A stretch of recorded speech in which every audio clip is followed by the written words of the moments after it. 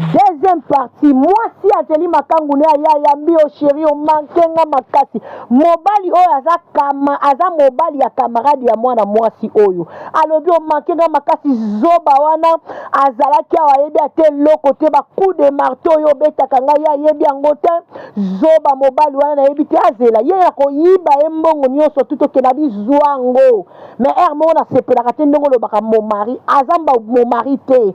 Ngai nde na vandi awa nde naza mon mari, il faut lobaka nde na ngai. Oyoki abi vanda no papa na kozwa mbongo nyonso tokokena biso sika te tokende ayeba ta kokomisa mwasi na 5e ciel te. Azaka mutu mwa asalaka makambo ya likolo ngala lingaka pena tango matisaka nga pena na komi na likolo na komo sala ba adoration na zo mona ba ange. Yo pendo yebo sala nga bilelo na kosalo yango bien okosepela soko leli te na kotika ote.